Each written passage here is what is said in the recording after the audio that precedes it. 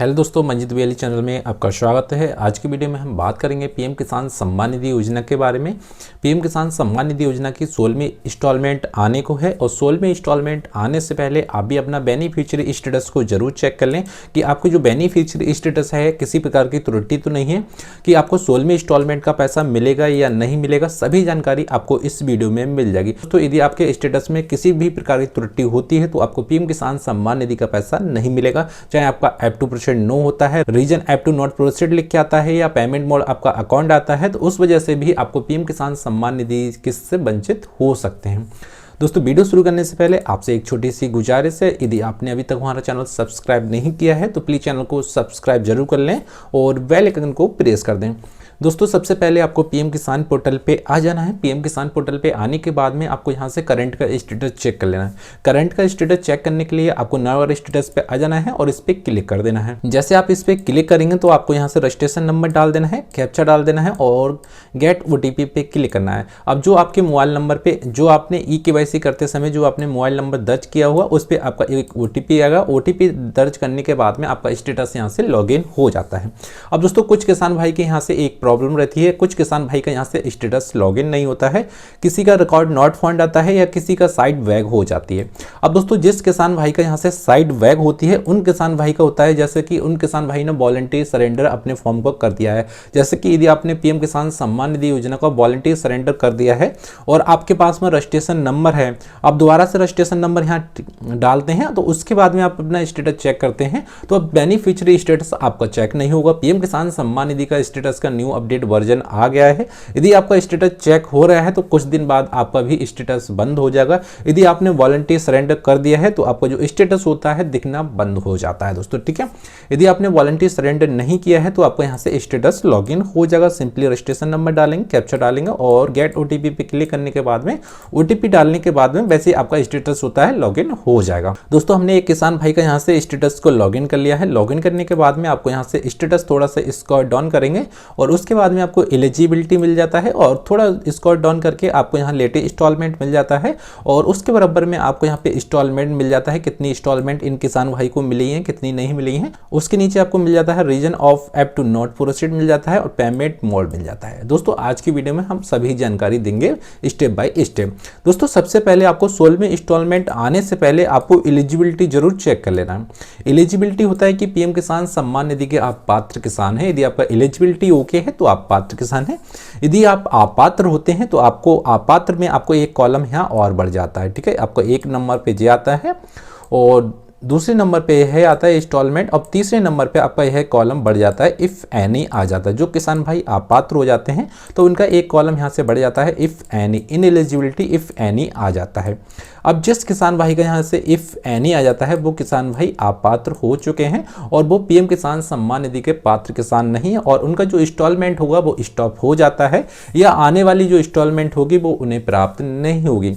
इसलिए दोस्तों, जब भी आप अपना स्टेटस चेक करें तो आपको विशेष ध्यान रखना है कि आपको एलिजिबिलिटी आना चाहिए और लेटेस्ट इंस्टॉलमेंट आना चाहिए। बीच में आपको कोई भी कॉलम नहीं आना चाहिए। इफ़ एनी आता है या इन एलिजिबिलिटी इफ़ एनी आता है तो ऐसे किसान भाई अपात्र हो चुके हैं, अपात्र श्रेणी में आ चुके हैं। यदि दोस्तों आप बाई चांस अपात्र श्रेणी में आ चुके हैं, इफ़ एनी आ गया है तो यह फॉर्म आप तहसील या ब्लॉक से ठीक करा सकते हैं। यदि आप यूपी के रहने वाले हैं तो यह फॉर्म आपका तहसील से भी ठीक होगा, कृषि विभाग से भी ठीक होगा। यदि आप यूपी के रहने वाले नहीं हैं, अदर स्टेट के रहने वाले हैं तो आपका यह फॉर्म ब्लॉक से ठीक होगा और तहसील से भी ठीक हो जाएगा यदि आपका इफ़ एनी आता हुआ, ठीक है। इफ़ एनी आपका ठीक हो जाएगा जब भी आपको 16वीं इंस्टॉलमेंट का यहाँ पैसा मिलता है दोस्तों, ठीक है। अब दोस्तों, जो किसान भाई अपात्र हो गए वो बात हो गई, इनका इफ़ एनी आएगा वो ठीक हो जाएगा तब उन्हें पैसा मिल जाएगा। अब जिस किसान भाई का इफ़ एनी नहीं आ रहा है, आपको 2 कॉलम आ रहे हैं यहाँ से बन के, आपको एलिजिबिलिटी आता है और लेटेस्ट इंस्टॉलमेंट आता है।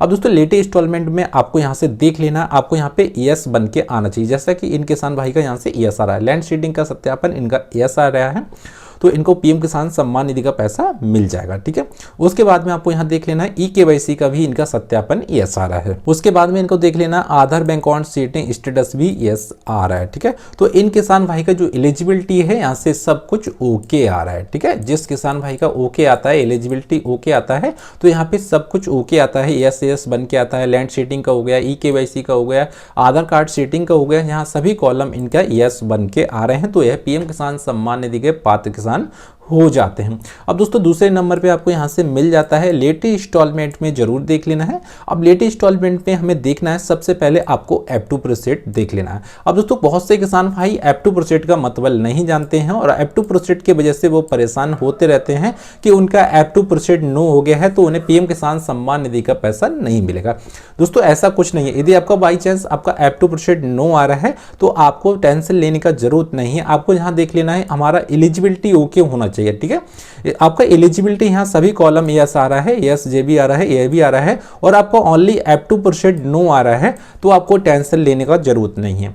पहले F2 प्रोसेट नो का मतलब आपको जान लेना है। F2 प्रोसेट नो जब आता है जब आपका गवर्नमेंट फंड ट्रांसफर ऑनलाइन नहीं करती, मतलब आपका गवर्नमेंट सिग्नेचर नहीं बनाती है जब तक आपका F2 प्रोसेट नो रहता है। ठीक है, अब दोस्तों आपका फंड ट्रांसफर और गवर्नमेंट सिग्नेचर कब बनाती है? दोस्तों गवर्नमेंट सिग्नेचर और फंड ट्रांसफर जब करता है जब आपका एलिजिबिलिटी ओके होता है, जब आपका इंस्टॉलमेंट डलने को होता है। जैसा कि इन किसान भाई का 16वीं इंस्टॉलमेंट का पैसा मिलेगा और 16वीं इंस्टॉलमेंट आने से पहले 2 दिन पहले या 5 दिन पहले या आपको 1 हफ्ता पहले या आपको 15 दिन पहले यहाँ से F2 प्रोसेट यस ऑटोमेटिक हो जाएगा, आपको कुछ करने की जरूरत नहीं होगी। ठीक है, अब आप सोच रहे होंगे कि हमारा F2 प्रोसेट नो हो गया है, हमें इंस्टॉलमेंट का पैसा नहीं मिलेगा। ऐसा कुछ नहीं है दोस्तों, आपको F2 प्रोसेट नो और यस से कुछ लेना देना नहीं है। आपको एलिजिबिलिटी जरूर विशेष ध्यान करना है कि आपका एलिजिबिलिटी ओके होना चाहिए दोस्तों। ठीक है, और दोस्तों दूसरा आता है कि आपको रीजन F2 नॉट प्रोसीड है मैसेज आ रहा है, आपको यहाँ कोई भी मैसेज नहीं आना चाहिए। जैसा कि इन किसान भाई का यहाँ डॉट डॉट बन के आ रहा है, तो डॉट डॉट बनने के बाद में आपको यहाँ कोई भी प्रॉब्लम नहीं है। डॉट डॉट बनने से आपको यहाँ कोई भी प्रॉब्लम नहीं है। आपको यहाँ ईकेवाईसी नॉट डन आता है, या आधार कार्ड सीटिंग आता है, या लैंड सीटिंग नॉट डन आता है, यह मैसेज आपको आते हैं तो आपको पीएम किसान सम्मान निधि का पैसा नहीं मिल सकता।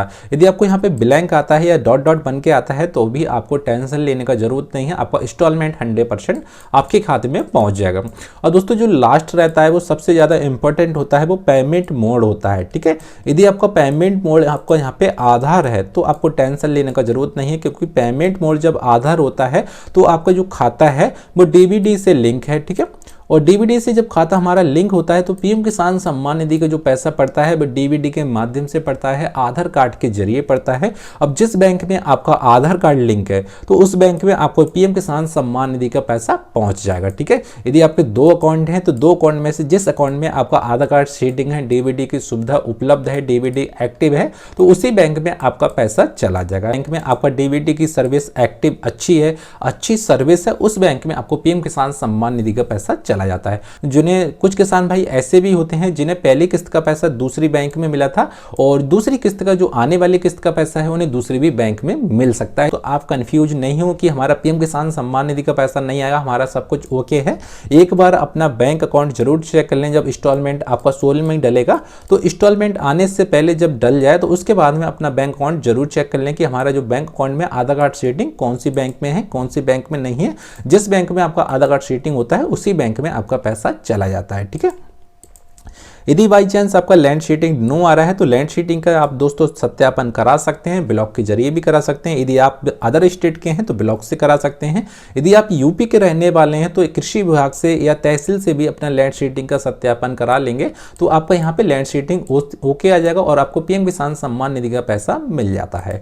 अब दोस्तों ऐसे ही आपको आधार कार्ड शीटिंग का कोई प्रॉब्लम आता है तो न्यू अकाउंट ओपन करा लेंगे तो उसके जरिए भी आपको यहाँ से जो प्रॉब्लम होती है वो दूर हो जाएगी और आपको पीएम किसान सम्मान निधि का 16वें इंस्टॉलमेंट का पैसा मिल जाएगा। ऐसे ही आपका ई केवाईसी होता है, ई केवाईसी नॉट कंप्लीट आ रहा है तो पीएम किसान पोर्टल से अपना ई केवाईसी कर सकते हैं। यदि आपका बाई चांस ई केवाईसी आपने कर दिया है और पीएम किसान पोर्टल पे अपडेट नहीं हुआ है तब भी आप टेंशन लेने का जरूरत नहीं है, क्योंकि पीएम किसान पोर्टल पे अपडेट होने में 1-2 मंथ लग जाता है, किसी किसान भाई को यहाँ 4 मंथ लग जाता है। इसलिए यदि आपने कुछ भी यहाँ पे अपडेट कराया हो, जैसे लैंड शीटिंग का सत्यापन करा दिया हो, ई केवाईसी का सत्यापन करा दिया हो या लैंड शीटिंग का यदि आपने सत्यापन करा दिया हो तो आपको 1 या 2 मंथ लग गए हो तो दोस्तों कुछ दिन का और वेट कर लें, उसके बाद में 3 या 4 मंथ या 2 मंथ में आपका यहाँ से सभी डेटा ओके हो जाता है। और ओके होने के बाद में आपको जो भी इंस्टॉलमेंट रुका होता है, चाहे आपका 1 इंस्टॉलमेंट का पैसा रुका हो या 2 इंस्टॉलमेंट का पैसा रुका हो या 10 इंस्टॉलमेंट का पैसा रुका हो, तो सभी पैसा आपके खाते में पहुंच जाता है दोस्तों, ठीक है।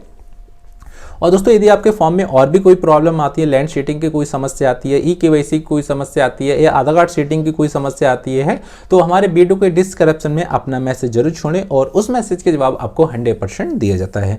और दोस्तों वीडियो पसंद आए तो प्लीज चैनल को सब्सक्राइब जरूर कर लें और बेल आइकन को प्रेस कर दें। और दोस्तों फिर मिलते हैं अगली वीडियो में, उसके लिए दोस्तों जय हिंद, जय भारत दोस्तों।